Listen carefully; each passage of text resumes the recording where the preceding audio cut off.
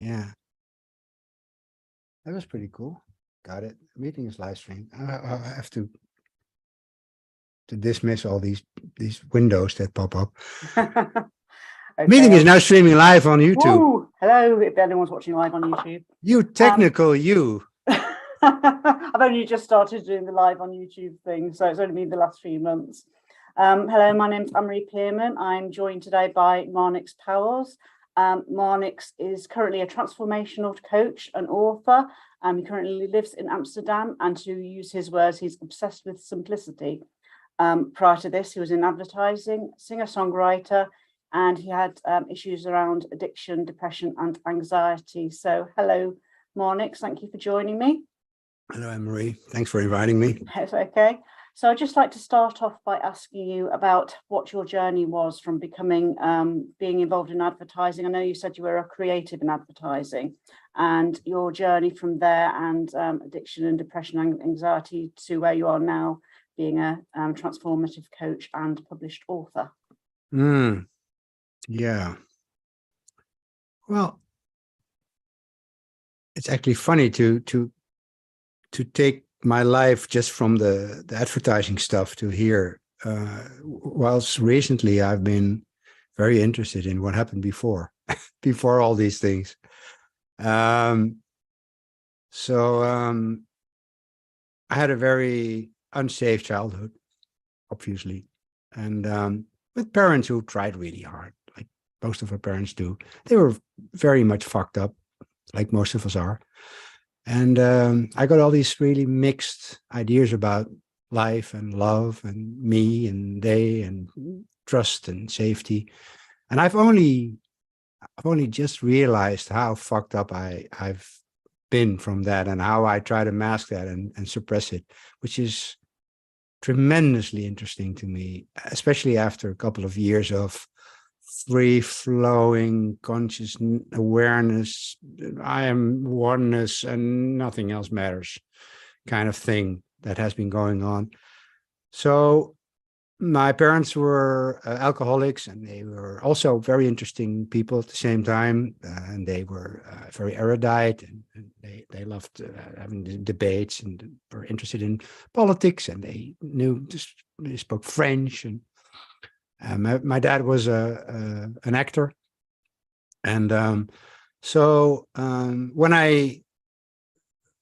I left my childhood home to go and study in Amsterdam, to study law, actually, which I did like 2 exams, which I flunked totally. But I was there for 2.5 years pretending to study law. And the drinking became really bad there in Amsterdam when I was there. I was living on my own, a lot of drinking, a lot of smoking pot every day. Every day I was drunk. I did that for about 2 years. Then I went to advertising. Cleaned up my act for a bit, like I've come to be really good at in the years after that, like cleaning up my act when things became really hairy, only to start them over like a month later. So I found my way into advertising, worked there for 5-6 years, which was pretty cool for a creative guy. Being in advertising is a pretty cool job.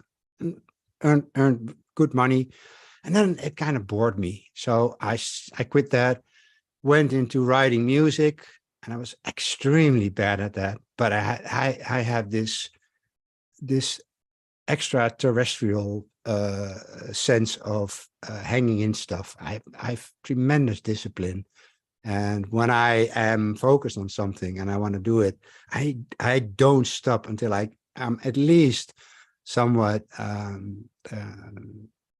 versatile at doing it. So I did music, kind of became recognized, and then I wrote songs for other people. And then one day they asked me, well, you write songs, you sing songs, why don't you perform songs? And I thought, oh yeah, I want to do that. And I fucking hated that. I hated it. I felt so vulnerable on stage. And I was an addict. I was a drunk back then, and I smoked a lot of pot. So I was extremely unstable all the time. So I felt so, well, you're obviously looked at when you're on a stage, and I couldn't handle that at all. I felt so self-conscious. So I did that for 2 years. Then I went back to advertising, started my own online agency in 2000, which became pretty successful and big. And we were very revolutionary when it came to online creativity and products. And I was the creative director. And the only thing I had to do was show up most of the week and then, invent some stuff, create some stuff, make up some stuff. And then those things were sold to our clients, and most people were happy with that. But I was still, I had like developed this severe depression years prior to that. So I've been depressed for almost 20 years, I guess.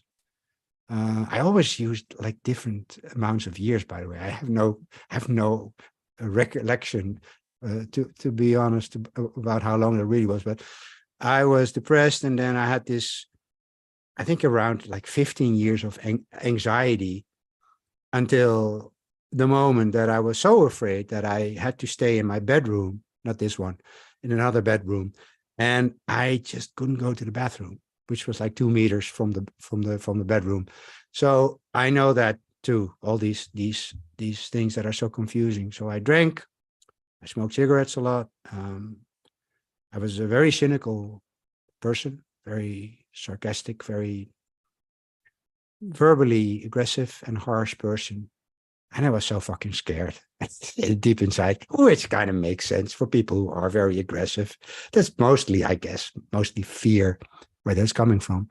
And then in 2012, in October, I quit drinking. And it was not the first time, like with most people who are used to drinking a lot.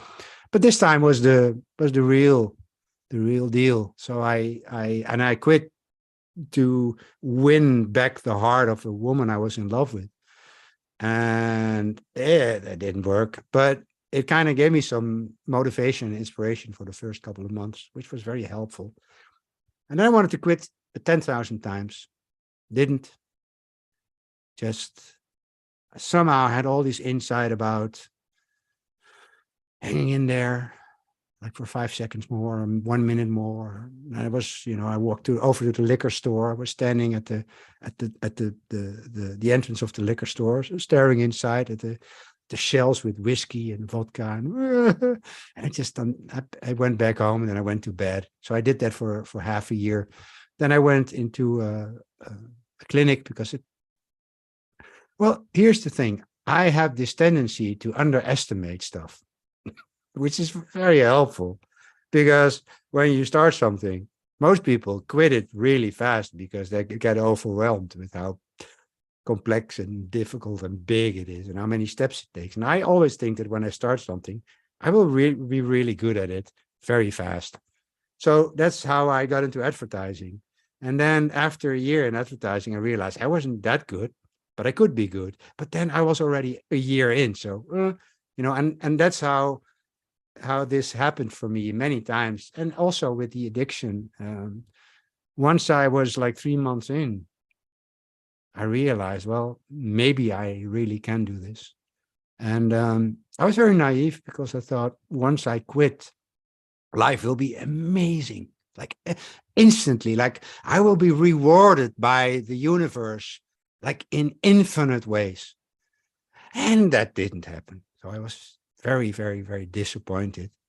But I didn't revert to the drinking somehow. So I think it took me a year to establish some firm ground. And then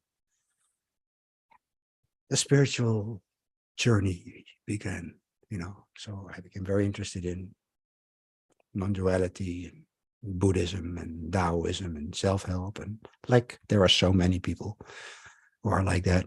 And that was interesting because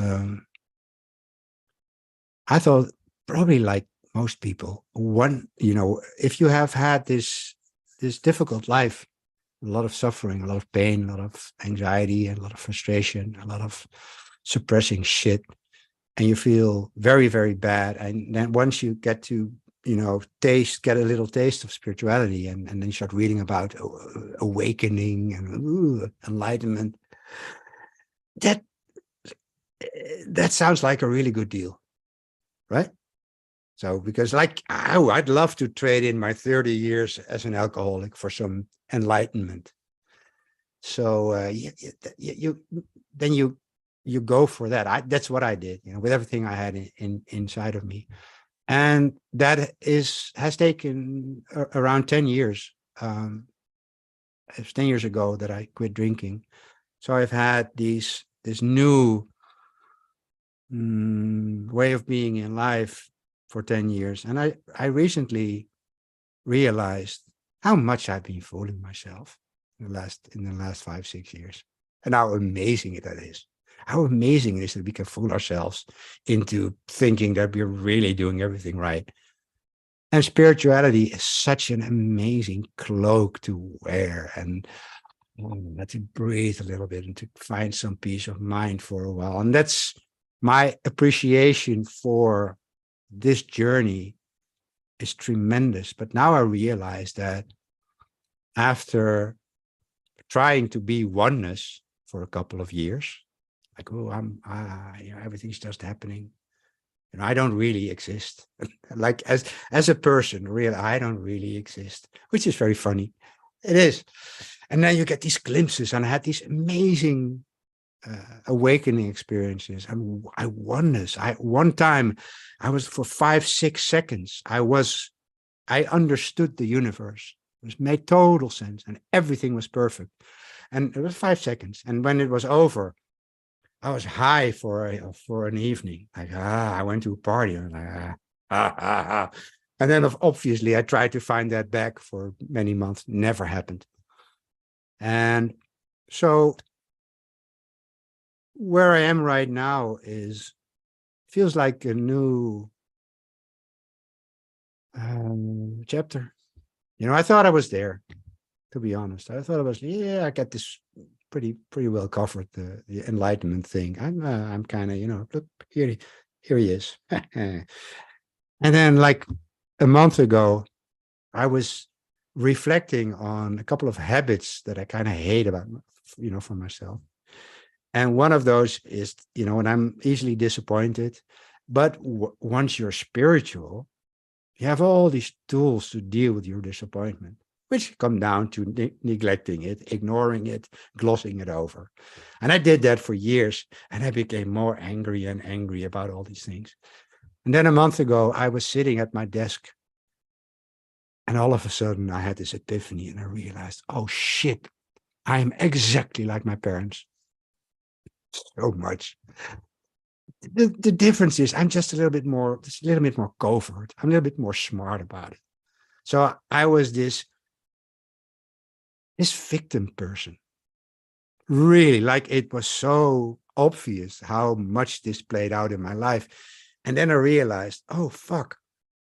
This oneness thing seems like the best gig in the world for a human being. And it was cool. But what I didn't realize that, yes, it's oneness. And yes, we're an illusion. We're also not. And on the relative realm, where we will seem to be bodies with habits and ideas and longings and cravings and fears and, difficulties, that is not a mistake. That is there for a reason. And then I realized, oh, fuck, this psyche, this personality, this way I look at life and myself and all the pain, that's also not a mistake. It's just an amazing, exclusive, subjective, unique filter that the universe has created to be able to somehow experience itself. And then I got this completely new appreciation for all these stupid beliefs and habits that kind of, put us down or keep us small. And that was so new for me, because like until a month ago, I was convinced that I was done. Like, you don't have to tell me anything. Like, breath work, meditation, for losers. You don't need that. Just be one. That's all. And this summer, I don't know, all these things happened, and I felt kind of lost in my oneness. Like, I feel pretty much one, but it's kind of boring. And I actually liked being a human. I kind of like making plans. I like failing, not so much, but maybe I can become better at it. I liked the story, and I was kind of drifting away from the story. And it was obviously fear and discomfort. So it seems that I'm back at square one, but it's square one is now here. So to round this off, because I know I'm babbling on. I think one of the most profound powers of the spiritual journey is to find a connection that makes it possible to both enjoy being a human and work with all the shit that you've learned about yourself during your lifetime. Because when I was in therapy, and I have been in therapy for many years, that didn't work, because somehow it seems to me that when you're in your personality and in your psyche, and you have to talk about your psyche, it's too intimate. It's like you feel not safe. And I think spirituality is this thing where you can get this sense of being safe, being able to look at your psyche from a tiny little bit of a distance. And then all of a sudden it becomes less personal. So that's where it is right now. So I'm looking into shadow work and stuff like that. And believe me, like a month ago, I was completely dismissing all of that. Like, I left that behind. So like 10 years ago, this is for the losers. So now I do everything that feels good. I try everything that feels good. I see, and this is the cool thing, once I had this light bulb moment about my parents and me and the victimhood and the poor me. Once I saw that from the safety of this, like this more spiritual connection, it kind of dropped away like a huge iceberg, like. So I think 80% of that stupid engine behind most of my suffering was instantly gone. And if I would talk to my psychiatrist from 10 years ago, he'd probably say, yeah, well, yeah, I can remember we talked about that, but you didn't want to buy into it. So it feels like, my coaching has changed tremendously. Like when I saw that a month ago, I couldn't do the same coaching anymore. It just didn't make sense.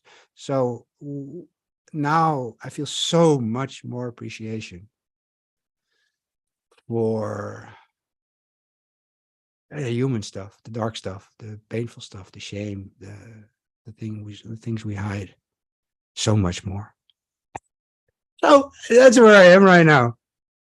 So you mentioned shadow work. And you're getting into that. I've never heard of shadow work before. So can you explain exactly what that is for me? Yeah. Well, what it looks like to me is that we have all these parts of our personality that somehow were not very appreciated when we were young.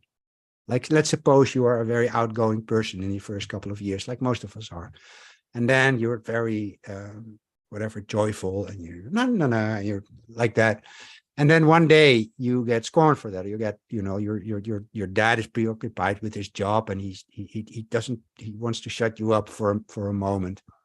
So maybe he says, stop your stupid, joyful dancing stuff. Now, when you're 3, 4, 5 years old, and even when you're older than that, and you don't have any context for understanding what's going on, this feels extremely unsafe, because you're depending on these big persons that walk around in your home, and you can't take care of yourself yet. So you don't understand how this works. You don't understand he is preoccupied. He has had a busy day, and now that's not personal, right? You don't know that. So when something like that happens, and it happens to everybody, and multiple times, what can happen is that you're so fearful of what's going on and of the consequences, or you feel so scared of losing the connection with these most important people in your life, you can somehow decide to start dismissing that part of yourself because it obviously is not appreciated by the people you are, um, they are supposed to take care of you.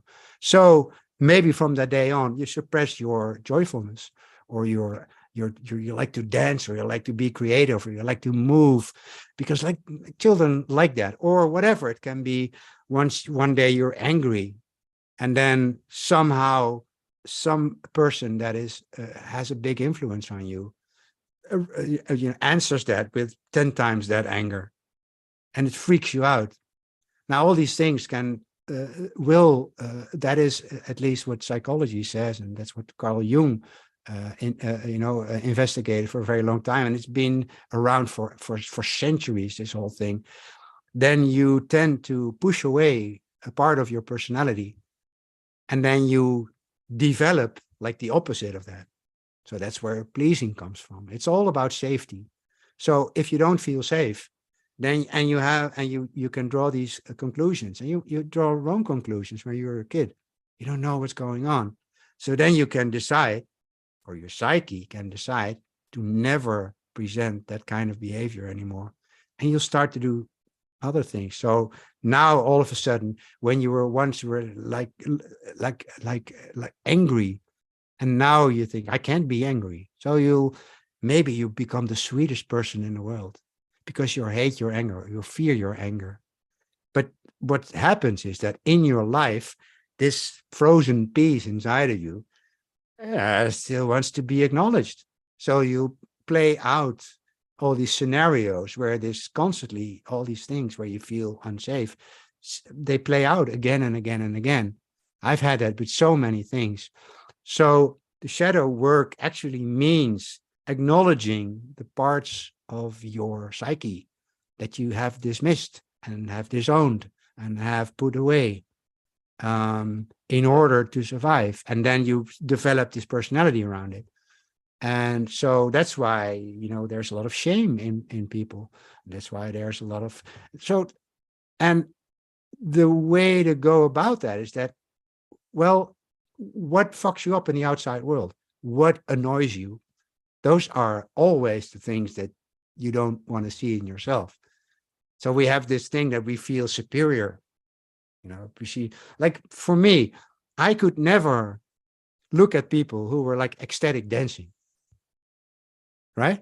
Like, and when you're in spiritual circles, you have a lot of those, like ecstatic dancing. Ooh, I don't care. I dance. Woo, woo. I couldn't do that. I was like calm and collected. That was somehow when I was young, that was my choice, was that. Like, no, I'm the enigma. So I hated people who were that, because I somehow didn't, allow myself to do that. So when you hate it, you don't have to investigate, you don't have to explore it. It's like just a way to deal with it without dealing with it. And that's why that's how I look at it right now. When you have a fear is something that kind of it's like when you come at the border or the edge of your personality. And the fear is just a trick that your psyche plays on you to pull you back in, to keep you small. And I've been looking into that for a month now. And one of my things, for example, was I was extremely envious of people. And then you're social media. Then you're really fucked, because everybody's doing better all the time. So I've tried to work on that for years from a spiritual.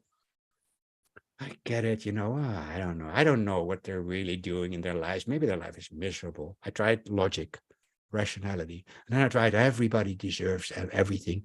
Didn't work either. Once I saw that part of my parents' deal was the victimhood and the poor me, but also scarcity. There was always too little of everything. So they had a little bit of money, and then the money was gone. And then they had this pattern. It happened again and again and again. They made new friends. It was amazing. After 2 months, they were disappointing. And that's what happens when you suppress these things. You kind of recreate these things over and over again to somehow, it somehow forms the evidence that you're right in how you look at the world. So once I realized that scarcity, that my idea was, if another person is successful, that's less for me. Like there's a finite amount of success in the world. And if one person has a lot of success, you know, he's taking that away from me. That was the sense I didn't, it was not a literal thing. And then once I realized that all these things I did was simply to keep my personality intact, the things I have learned to do, the habits I learned, the assumptions I made, the beliefs I had about life. Every time you come up to something that kind of evokes a strong emotion, you can learn something there. So once I realized that I was doing that to feel safe, and because of my spiritual work and insights, I knew I was safe. So the whole gig didn't make sense anymore. That's why it was so much easier to drop all these habits. And we have so many of those. Now, you know, what I thought about once I was in the three principle community and in other things and non-duality, and I did some non-duality gigs where I was in front of the room and talked to people about you don't exist. And I knew all the jargon, I knew all the shit. What I thought was once you transcend everything, you're done. It's like, yeah, life becomes like a breeze. I don't think so. No, I don't think so. No, I think this movement towards getting there's this thing that's always there. I can feel it right now, and then there are the experiences I have. But this thing that's always there, I can feel what it's like. I can feel that that's the only reliable thing in our lives. I know this thing very well, Emily. I know it very, very well. And because I know it so well, it's less confronting or less scary to look at all the habits I have adopted to keep safe. And now I'm kind of, frustration. Yes, there is something going on there. I'm angry. Why is that? So, and I think the next stage will be that I'll probably be more. I'll embrace my polarity a little bit more. Like I love being the sweet guy and the namaste guy. I love that, but it's kind of it's a little bit of a trick also. So I kind of realized that it's okay to be angry and it's okay to be sad and it's all okay. And I suppress that so deeply.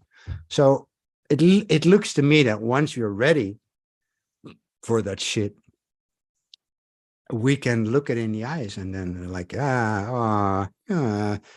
it's like, you know, inner child work is a little bit like that too. Like a month ago, inner child work. Yeah, right. Really, it was like so dismissive. So I was kind of slapped on the wrist by life. Again, you arrogant prick, but we love you just the same. And now be a human again. So that's where I seem to be right now. So what's next for you? Have you got any projects coming up? I know you've written in the past, so are you doing any writing or anything like that? Nah, I don't know, but it can happen just like that. You know, I wrote 8 books up until now, and I'd like 10, but because 10 is a nice number. But I have all these like 15% books. I have like a 50% book. It's on my computer, has been there for a while. So sometimes I get like positively overwhelmed by like an idea, and then start writing. And because I'm a prolific writer and I'm a quick writer, I can write like 100 pages in a day. And then what seems to happen is when I do that, it doesn't turn into a book, at least not straight away. But what it does, it gives me so much more understanding of what I was actually thinking or what I was reflecting on, because for that, writing is such a cool thing to do. So I've been journaling for 1.5 years now, and just writing and writing and writing, and then like think, oh, this is where does it come from? Oh, that's a good insight. And you're right, and then you read it back, and you're like, wow, that's helpful. Because if it's just tumbling around in your head, it's all over the place. And once you channel it down to your fingers and start writing it. And the thing is, I've been a writer all my life. When I was in advertising, I wrote a lot, so I'm very comfortable writing. And I've been writing all summer. In this summer, I wrote like 3 or 4 blogs a day because there was so much going on. And now I haven't written anything in 2 weeks, or I don't feel like it. I don't care. Like, I like this phase where I'm in, where I'm re-appreciating being human and being fucked up and being willing and hungry to kind of embrace the fucked upness, which sounds like a cool thing, to be honest. Right? Yeah. And maybe it is not, I don't know, but it has to happen, obviously. And it will make me so much more well-rounded and so much more interested and versatile. That's how it seems to me. So I love how this journey keeps surprising me. I love how I constantly think that I know everything, and then I turn around the corner, and then oh fuck, and there's a whole new thing. And it's not that you start all over again. It's just that it's never boring. So you're talking about writing. I'm just interested because I'm writing a little bit at the moment, and I'm part of a writing group. And yesterday we were having a discussion about the writing process. So for me, I just write things on the computer, and other people were saying that they handwrite first and then put it on the computer. Have you got a preferred method, or what's your process like when it comes to writing?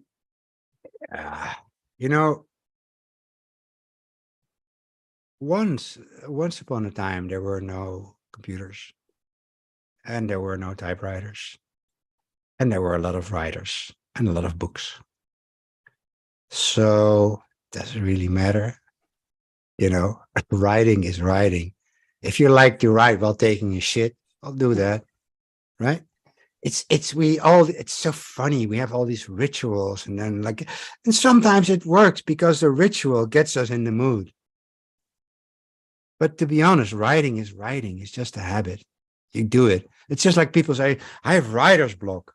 I never have writer's block. Never. Why? Because I don't start working on something, with a misconception that I already need the whole thing in my head perfectly aligned in the right order. So I can just type 3 pages that I can immediately send to the publisher.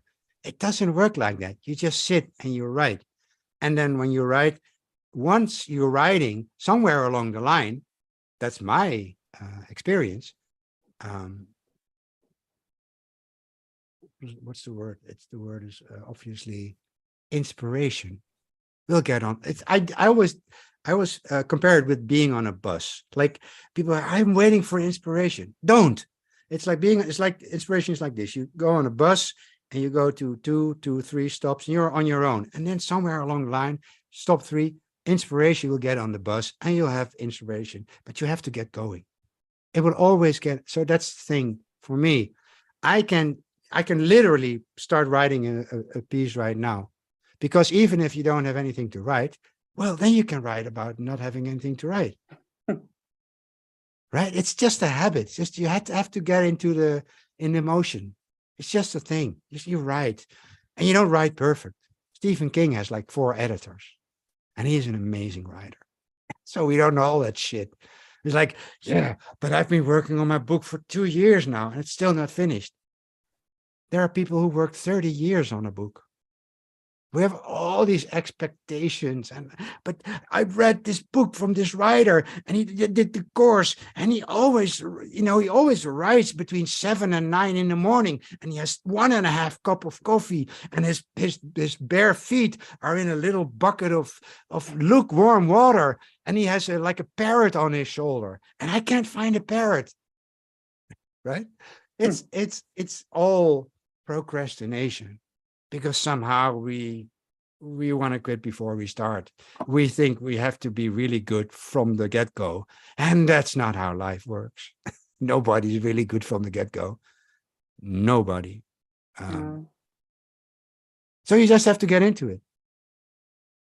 And you have these what this name for these kids who are like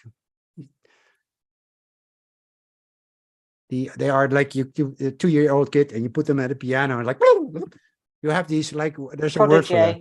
Prodigy. So you have those, but it's really stupid to compare yourself to a prodigy. It's like, I'm not going to play the guitar because Eric Clapton is better. Yeah. And he practiced 50 million hours. And you don't have to be Eric Clapton because Eric Clapton is already a guy, right? So we have all these things that we think we need. Oh, I need the best computer, and I need this really expensive paper, and then I need this fountain pen, and oh, you just need to write. Do it on a napkin. Use your whatever. It doesn't matter. So I have no problem with inspiration at all. And I've also no problem with not doing anything. Like not doing anything. It's like sitting somewhere. Now that took a long time to be able to do that. It was one of the hardest things was to not do something. Doing something I was really good at. Oh, I feel this. Let's pick up a book. Let's watch another video. Let's do another course. I don't know about you, but I have like 50 courses that I did maybe 1 or 2 sessions of. Now, some things I follow through to the end, but there have been so many like these flaring up. Let's do chakra work. Yes, let's look into angels. And you go, a law of attraction. I went back to that one a lot, and then I realized like a couple of months ago, when I have this deep belief that I'm not enough, when I have this deep belief that money is evil and that there's not enough money for the world, it doesn't matter how many affirmations I put on top of it. It will never do anything. And I actually have seen that it is true because I did. I have watched myself with my brand new Rolex in my amazing apartment in New York City. I felt it. I was there. Oh, didn't happen. I don't have a watch, right? How are you doing?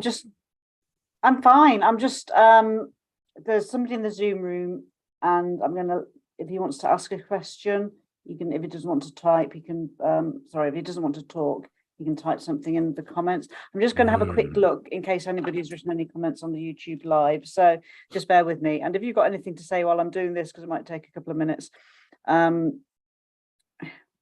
please feel free. Sorry, I won't be too long. No, take your time. For once, I'm going to shut the fuck up. Oops. I've got sausage fingers when I try and do anything on my phone. Oh, here we go.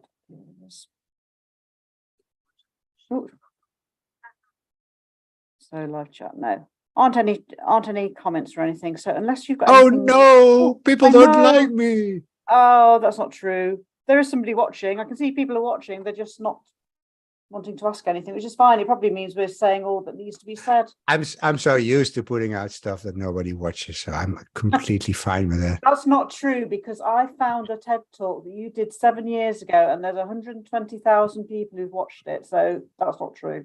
Yes, even more. It's like 190,000 right now. Even you know that's not true.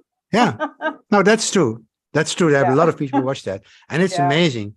It's such a cool thing, because when I did it, I wasn't really very deeply into doing English things. I could do it, and I had learned English in school, and we have English songs and TV shows and stuff.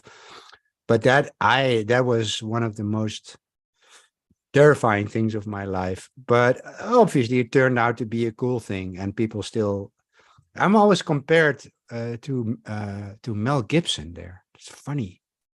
But the thing is, when you look at that video, which was from 6 years ago, a little over 6 years ago, and you see that guy in that video, and you you see the guy you're seeing right now, they're different. That guy looks older. It's really, Yeah, really I know what you funny. mean. Yeah, yeah, I know what you mean. Yeah, you had more hair and beard there as well, longer hair, I mean. Yeah, but it was more But yeah, scruffy or more. I was you seemed still, less confident. Yeah, you seemed a bit more like that, less confident, maybe. well, I was terrified, Yeah, but I think if anything, this whole spiritual journey can kind of make you younger. yeah.